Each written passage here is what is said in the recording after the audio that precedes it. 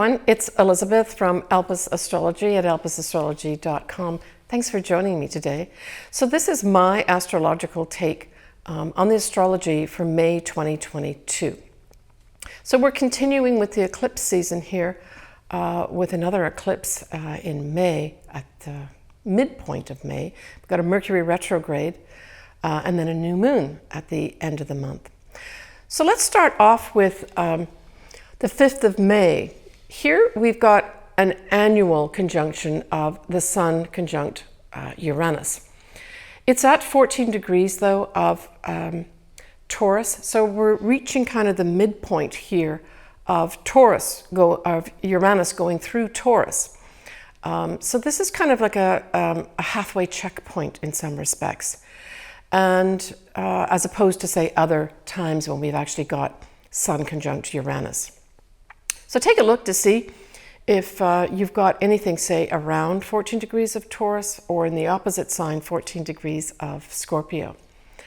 There may be some significance that happens to you here with regards to something as ethereal as a major connection with the universe where you feel that you're getting messages.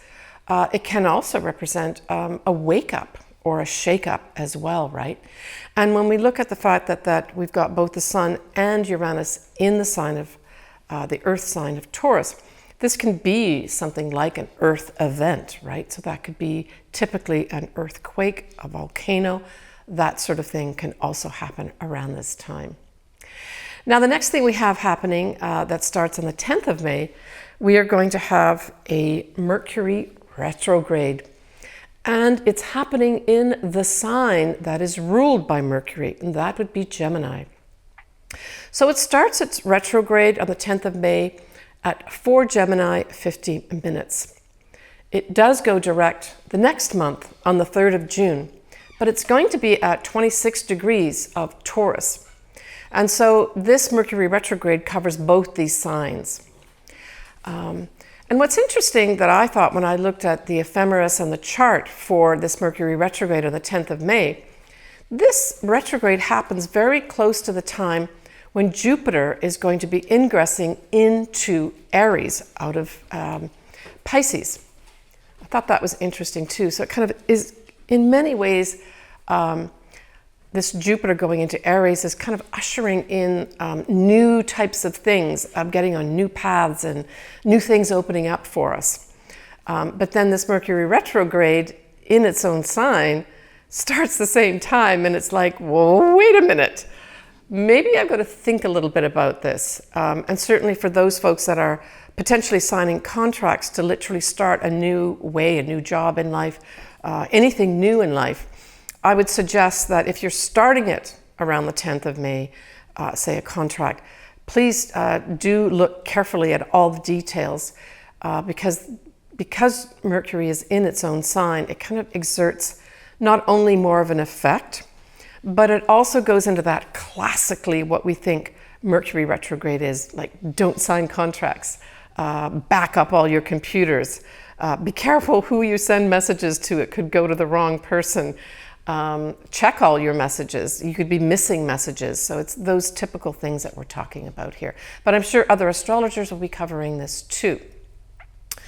The other thing that we've got happening at this time of Mercury retrograde, we also have Venus is going to be in Aries too, at 8 degrees of Aries.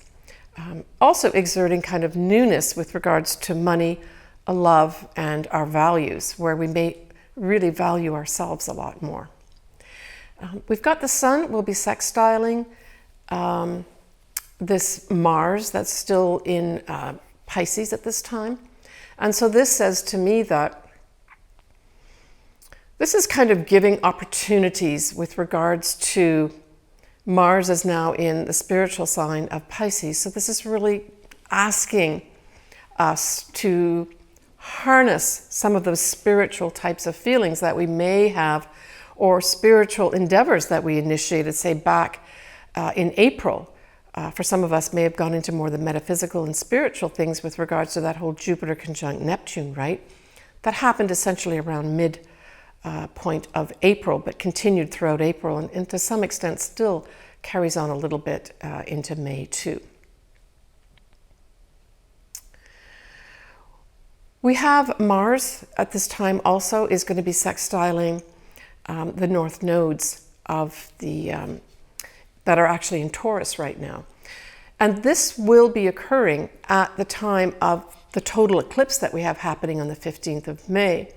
So when we've got something like this configuration of Mars, which is energy, providing opportunities to this whole new destiny path for ourselves, it's something to pay attention to. Now, this eclipse that I'm going to be talking about in a few minutes occurs on the 15th of May. It is a full moon total eclipse. And I did a whole video on this. So in my video that I did, I go into a lot more details. I go into all the sun signs and the ascendants.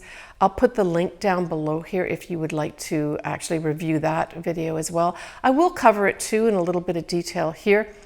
And I will also cover this as well as the new moon in Gemini towards the end for each of the ascendants and or the sun signs. But we've got all timestamps in the video as well as below in the text box for those that want to either go directly to certain things and bypass my intro. Your choice. So let's get back to this total eclipse that's a full moon. Again, it's on the 15th of May. It's at 9:15 p.m. Pacific Daylight Time, and it's at 25 degrees of Scorpio, 18 minutes. So we know that Scorpio, you're being highlighted here, and then certainly those folks that maybe have an ascendant around this time too. Both the sun and the moon are going to be squaring up with Saturn, and Saturn is in Aquarius at this time. The moon will trine both Mars as well as Neptune, both of whom are in the sign of Pisces. And that is at about 24 degrees actually. And that was of interest to me too, because I thought, wow, well that 24 degree mark is very close to the degree point in mid-April, where we actually had that once in a lifetime conjunction of Jupiter and Neptune together, right? So this brings in kind of like an favorable opportunities for folks that maybe started something or made some decisions in April with regards to either a dream coming true, reaching for dreams, putting wishes into effect, or just exploring the spiritual side of their lives, or maybe some even enjoying some miracles. This can just add more favorable energy and action, right, when we talk about Mars here. So that's something to look forward to at this eclipse. We have Mercury that is retrograde, as I spoke about earlier, and it will be sextiling Jupiter, which is, as I said, just into Aries right now, right? And so this to me says that there could be some opportunities with the retrograde Mercury and then the Jupiter here sort of illuminating things or making things bigger. Some misunderstandings could get blown up a little bit here. And certainly because now Jupiter has ingressed into Aries, it's going to have a few people that are going to be self-righteous and saying, we're going to do this my way or not. And maybe communicating those things to different folks too. It's also classically could be gaslighting, could be going on big time at this full moon eclipse too, with this influence of Mercury retrograde sextiling Jupiter. Now, I did do a video of the Jupiter going into Aries as well. I'll put that link below too, and I do go into all the sun signs and ascendants in that video as well. So lots for those folks to look at that would like to read and see more. So Jupiter's going to be staying in Aries and going up to 8 degrees of Aries in 2022. Before it'll retrograde back into the latter degrees of Pisces. And that's going to be really towards the end of this year, around mid-October 2022, where it'll take that dip back into Pisces again. So we're still on this total eclipse in Scorpio, and we have a wide sextile with the moon to Pluto. And so this, I thought, was a wonderful opportunity for those folks that want to transform at least their emotional side. And I'm thinking more specifically of Scorpio and then the opposite sign of Taurus. There may be some real opportunities here at this eclipse that maybe come out of the blue to totally transform your life. So stay open and aware. But this is an effect for all of us. It just happens to be that the moon, which of course is in Scorpio, is most affected. We have a Venus that is in Aries, as I mentioned, and it's going to be conjuncting the wounded healer of Chiron. So Venus in this standing here, or this transit and conjunction with Chiron, is really saying, I would like to make things sweet, nicer for you, more from the sense of a balm, in terms of BALM, that I want to stop this wounding that you might have and help you heal a bit. And the way this may come in, though, may be unusual. It may be that it comes through as an individuated thing. So this says to me there may be individuals decide to do it their own way with regards to healing. And this can apply to a general sense where people decide how to heal themselves of the virus, but it can also be specific for individuals with regards to those that do need to heal. Venus provides a positive, beneficial energy. It's viewed as the lesser benefit, but it still does actually give you benefits. It just means with the Aries part that it's more individualized, that you want to seek something out on your own. All right, so that's the total eclipse. The next thing that we have happening this month will be a new moon in Gemini. And that's going to be on the 30th of May at 4:31 a.m. Pacific Daylight Time. And this is going to be at 9 degrees of Gemini, 3 minutes. And of course, like all new moons, we have the moon and the sun together in a sign, and it is in Gemini. Other things that we have happening at this new moon is we have Mars conjunct to Jupiter in Aries. And so this just gives a lot of new starts. It just is big new starts with a nice favorable dose of energy from Jupiter. If you want to do something on your own and take your own path or pioneer something at this time and you want the energy to do it, I would say this new moon potentially, except for a few other things, which I'm going to cover in a minute, could be an impetus to do that.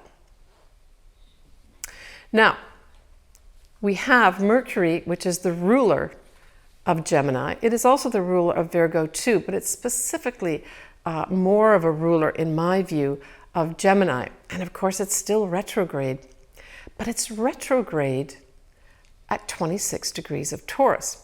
So here we've got Mercury retrograde now going retrograde out of Gemini back into Taurus. And by doing that, it's actually now forming a square with rule maker, karma manifester, Saturn, which of course is in Aquarius. So this kind of puts a little bit of a fly in the ointment type thing with regards to really getting those newness things started. And because Gemini does really relate to socializing, for sure, it also says, you know, let's collect all the facts and all the information. It says that, and it also refers to any kind of messaging or communication. I would say that the caveat with this new start in Gemini is that you may have to pay attention to supervisors. That's also something that Saturn rules. It also rules the rules. So you may have to pay attention to the rules here and fall into line for those people that do want to have new starts here. Just check out any rules or regulations that are around this new start that you want to have and make sure that you're following whatever they are, or check in with those people that make the rules or reinforce the rules. Not a time to actually ignore rules and regulations, I guess is what I'm really saying. Yeah, so when Mercury does go direct, it will be in Gemini, just for those that are interested. I'll cover this in my June video, but it will go direct at 9 degrees of Gemini on the 23rd of June, those that want to make note of that on their own calendars. So this may be a time when the newness of this new moon really manifests, when the Mercury that's retrograde at this new moon goes direct. But there may even be a second delay, or maybe a rethink or a reconsideration as a result of Mars going retrograde in October. Now, I will cover this in more detail later on, but I wanted to mention it here because it all ties into this new moon in Gemini. And it doesn't mean this is going to be a negative thing for those folks, especially Geminis and maybe Sagittarians that are starting something new. It just means that I'm giving you the heads up that there may be delays, there may be reconsiderations that you decide you want to undertake in October that goes back to this new moon that happens on the 30th of May. So I guess I'm saying allow for potential for that in anything that you're starting new. Now, this Mars retrograde won't go direct till the 12th of January 2023. And it goes direct at 8 degrees of Gemini. And why is that important? Well, it's important because 8 degrees of Gemini is very close to this new moon on the 30th of May, which is at 9 degrees of Gemini. So there's a big tie-in of this Gemini new moon right the way through January 2023. So I would plan for potential, not necessarily bad blocks or full stops. I would just say that follow rules and regulations, check in with superiors, and plan, when you're doing your plan for this new thing that you're doing, plan for potential delays. Plan for rewriting, say something that you're doing involves writing. Plan for reconsidering contracts, for instance, that sort of thing. All right. Venus is going to now be in Taurus, and of course Venus rules Taurus, so Venus loves to be in Taurus. Venus will not conjunct Uranus until the 12th of June, but I'm giving you a heads up on that one too. So this is exciting new romance for some. It can be breakups for other people. It can also be money coming in and money going out as well. But I'll cover that more in my June video. This is just giving you a heads up of this Venus and Taurus conjuncting Uranus, but it's not going to be till June. So I want to say a happy new year to all those Geminis and Gemini rising at this new moon in Gemini. I wanted to give a shout out to all those folks that kindly not only sent me some money for my dog Sasha, but also really inquired about her on a regular basis and really reached out to me. I really appreciate all your concern and all those folks that did send me some money to get her surgery done. I want to confirm that I did get her surgery done and it was very successful. It was a few weeks ago and she's back in full form, eating properly, and really I think has had, I would say, a complete recovery. Sasha is 13 years old and we know that's fairly old if you compare it to human time. We'll see a little picture of her here. So this is a current picture as of April 2022. And again, I just want to give many, many thanks to everyone who supported Sasha. Thank you. I also want to give a shout out to a few people that have birthdays, but the birthdays are in April. I'm a little bit tardy in my happy birthday wishes, but they're two very important people. One of them is my sister, Marianne. She has her birthday in April when I'm making this video, but she's having it right around that very rare once-in-a-life conjunction of Jupiter and Neptune. So I'm sending her lots of blessings, and maybe she's going to have some great inspiration come in for her, maybe some magic and miracles. Happy birthday. I also want to say happy birthday later on in April to my client and friend, Marcy. I'm wishing you happy birthday wishes. Take care of yourself, Marcy. All right, next I'm going to be moving on to the individual signs and or ascendants for each of you. As always, I am very happy to do your chart. If you would like that done, please contact me via my website and then send me an email with your birth date details. But all that information is below should you want that done, and I would be happy to be communicating back and forth with you.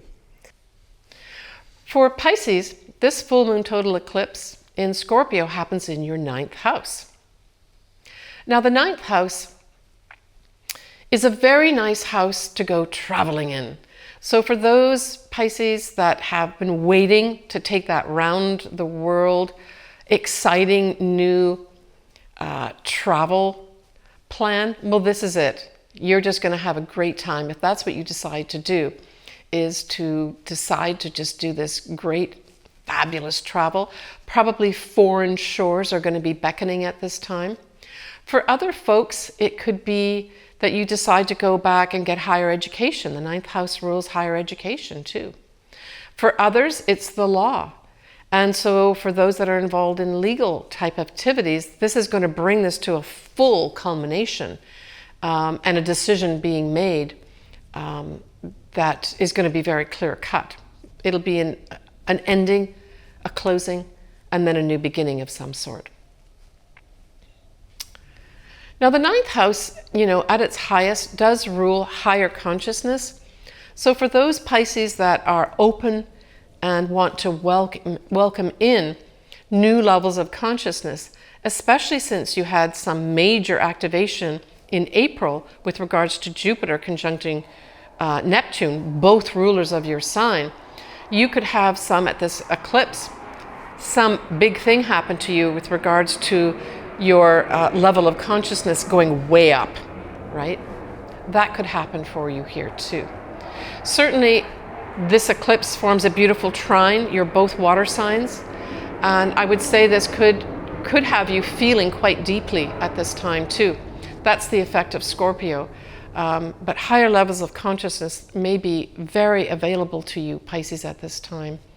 And maybe some fateful things will happen to you that are very positive in that regard. The new moon in Gemini at the end of the month is going to be in your 4th house. The negative part of this is that this squares, okay? So anything in Gemini squares anything that's going to be in Pisces. And you've got a Mercury retrograde ongoing at this time too. So I would say that this new moon in Gemini in your 4th house could have you having to sort something out either in your home. A new home may not become readily available to you at this time. You may have to jump through a few hoops, or you may have to look carefully at different things that are in the home. Maybe there's something that needs to be fixed before you can move in the home. Or alternatively, if you are selling your home, something has to be fixed that you didn't expect, and you've got to maybe spend some money on it. That sort of thing could happen. Or miscommunications, with that whole Mercury retrograde happening here in the 4th house. Miscommunications can happen with your mother. The 4th house is, by extension, your family too. So all that could be ongoing as well. So I would just say that any challenges that come up related to your home, your mother, or your family, just take the time with squares to think outside the box, right? A lot of people get really, their knickers in a knot when they hear squares. It doesn't have to be bad.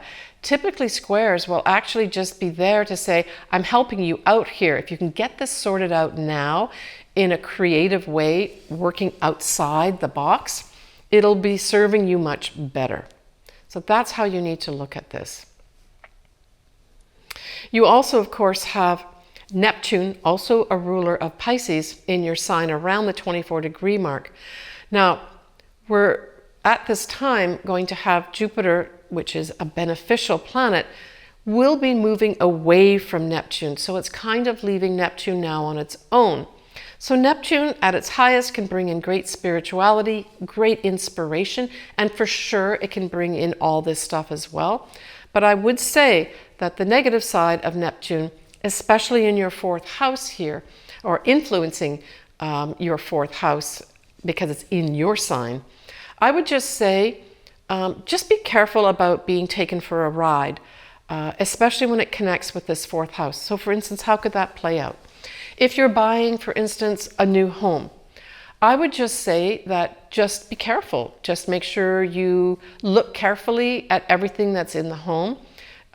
Get it assessed, as well as if anything is twigged. So you're going to be operating, Pisces, at a very high intuitive level, a very high psychic level.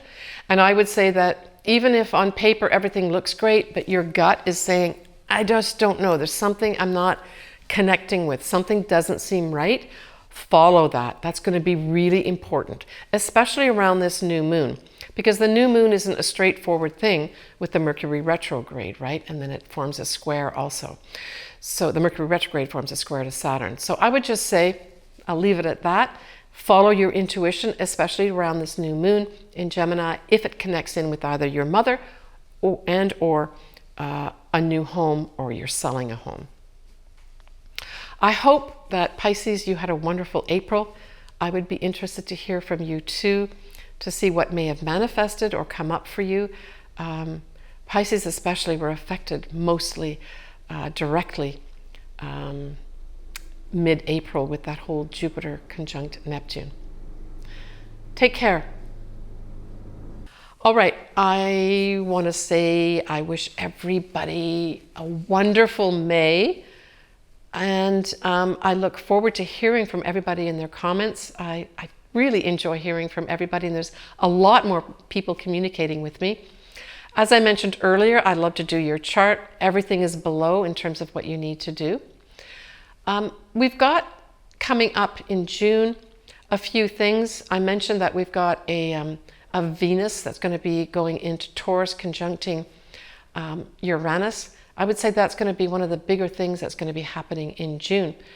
Exciting new romance for some people. Other people will have some breakups.